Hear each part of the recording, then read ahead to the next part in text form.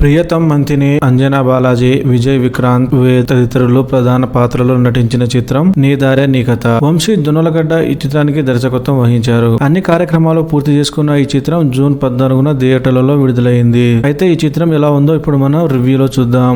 ముందుగా ఈ చిత్ర కథ విషయానికి వస్తే, అర్జున్ తన స్నేహితుడు రాహుల్ మరియు విజయ్ తో కలిసి ఒక సంగీత బృందానికి నాయకత్వం వహిస్తాడు. వారు ISO అనే పోటీలో పాల్గొని గెలవాలనుకుంటారు. కానీ వారికి సరైన టీం లేదు. కొంతమంది వ్యక్తులను ఎంపిక చేసి ఒక ఆర్కెస్ట్రా బృందాన్ని ఏర్పాటు చేసి మొదటి ISO రౌండ్ కు క్వాలిఫై అవుతారు. కానీ అర్జున్ స్నేహితుడు రాహుల్ కుటుంబం మరియు వృత్తిపరమైన కారణాల వల్ల ఆర్కెస్ట్రా నుంచి బయటికి వెళ్లిపోతారు. అదే సమయంలో ఈ టీమ్ లోకి శృతి చేరుతుంది మరియు సంగీత పాఠాలు నేర్పుతుంది. ISO పోటీకి సిద్ధమవుతున్న సమయంలో అర్జున్ వాళ్ళ తండ్రి మరణిస్తాడు. అర్జున్ గొప్ప సంగీతకారుడు కావాలని అతని తండ్రి కోరిక.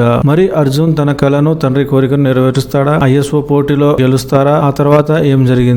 ఈ విషయాలు తెలియాలంటే ఈ చిత్రం ఖచ్చితంగా చూడవలసిందే. ఎలా ఉంది అంటే, సాధారణంగా ప్రతి మనిషి జీవితంలో ఎప్పుడూ ఏదో ఒక కళ కంటూనే ఉంటాము. ఎన్ని అడ్డంకులు వచ్చినా దాన్ని సాధించడానికి ప్రయత్నించి చివరికి విజయం సాధిస్తాము. ఇదే విషయాన్ని సినిమాలో చూపించే ప్రయత్నం చేశారు దర్శకుడు. కాకపోతే సినిమా మొత్తం మ్యూజికల్ గా సాగింది. మొదటి భాగంలో హీరో మరియు అతని స్నేహితురాలు శృతి యొక్క బ్యాండ్ మరియు ISO రేస్ చుట్టూ తిరుగుతుంది. సెకండ్ హాఫ్ లో ప్రధాన పాత్ర తండ్రి మరణం మరియు అతని చుట్టూ తిరుగుతుంది. సినిమా మొదట్లో కాసేపు బోర్ కొట్టించిన విజయ్, సంజయ్ పాత్రలు అక్కడక్కడ నవ్విస్తాయి. చిత్రం ప్రారంభం నుంచి చివరి వరకు మ్యూజిక్ తో కూడి ఉంటుంది. మ్యూజిక్ తో పరిచయం ఉన్నవారు ఈ సినిమాలో ఐడెంటిఫై అవుతారు. బ్యాండ్ లేదా ఆర్కెస్ట్రా నిర్వహించే ఎవరైనా ఈ చిత్రాన్ని ఇష్టపడతారు. సెకండ్ హాఫ్ లో తండ్రి భావాలు చక్కగా చూపించారు. క్లైమాక్స్ మాత్రం పూర్తిగా కాకుండా సడన్ గా ముగించినట్టు అనిపిస్తుంది. ఎవరు ఎలా చేశారంటే, ఈ చిత్రంలో నటించిన ప్రియతం మంతిని, అంజనా బాలాజీ తమ పరిధి మేరకు నటించారు. మ్యూజికల్ ఇంపార్టెన్స్ ఉన్న ఈ చిత్రంలో వారు నటించి మెప్పించారు. మిగతా నటినట్లు తమ పరిధి మేరకు నటించి మెప్పించారు.